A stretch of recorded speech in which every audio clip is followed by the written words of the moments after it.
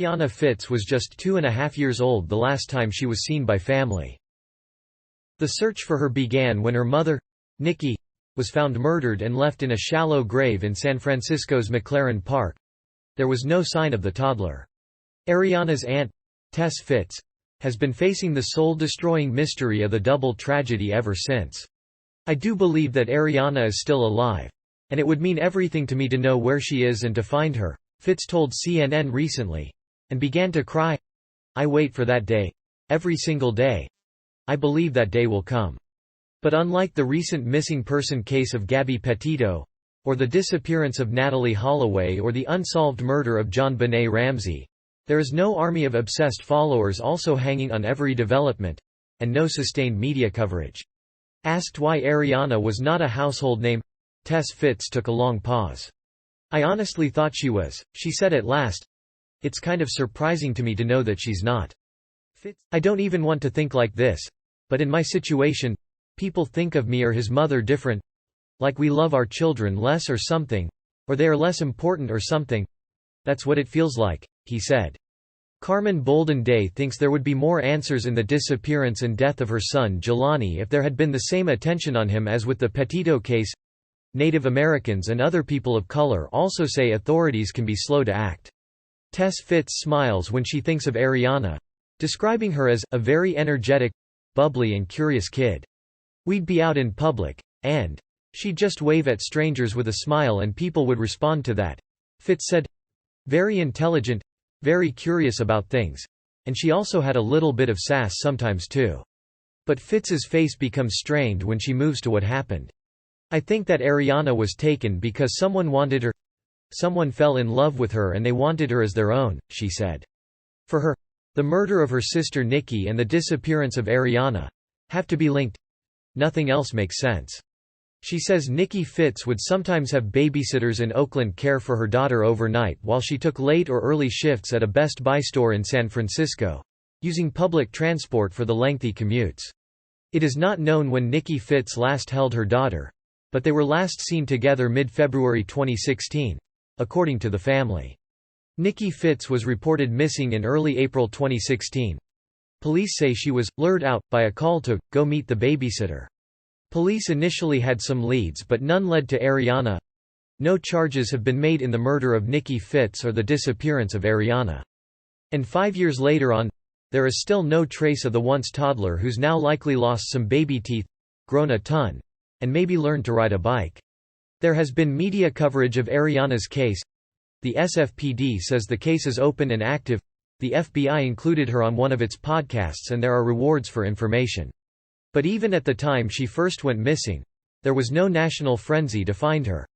"It breaks my heart that Arianna is not with her mom and not with her family. But it also breaks my heart even more that I know that Nikki wants nothing more than for Arianna to be with us, to be home," Tess Fitts said with tears in her eyes. David Robinson is also in the hellscape of not knowing what has happened, in this case to his son, Daniel, who went missing from a worksite outside Buckeye, Arizona. Police said they searched 3 times for Daniel, a geologist, on the ground and with helicopters but came up with nothing. Robinson became frustrated from what he thought was a lack of official action and traveled to Arizona to search for his son himself, hiring a private investigator too. He also began pleading for media attention of the kind that was being directed at the search for Gabby Petito. "I love my son. He is my responsibility. But we need help," Robinson told CNN. "My son means the world to me. And to his mother and his siblings. We would like to have that same kind of attention."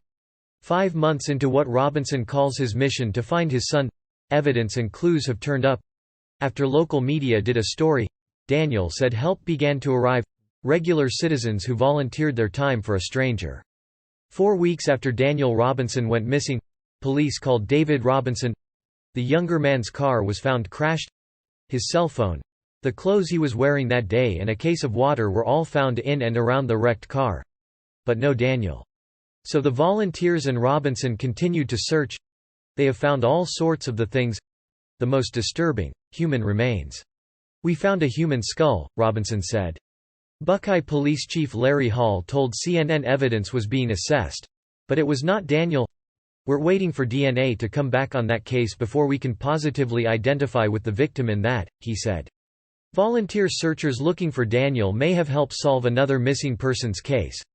But David Robinson is left with even more questions and will keep trying to get his son's story out as he seeks a resolution. An ally in his work is Derica Wilson, a former police officer, who co-founded the Black and Missing Foundation to highlight cases of missing people of color. She said no missing person of color has become a household name in the U.S. "There's not one," she told CNN. "I really think there is unconscious bias out there. Because of course, there are many missing people of all races." The National Center for Missing and Exploited Children said out of nearly 30,000 children reported missing in 2020, more than 62% were Black, Latino, multiracial, Native American, Asian American or Pacific Islanders.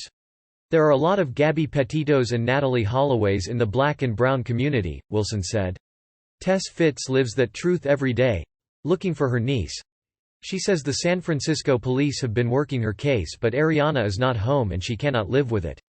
So she has to taken up some of the challenge, creating a website, a Facebook group, and talking about Arianna whenever she is asked. "I want everyone to know Arianna's name.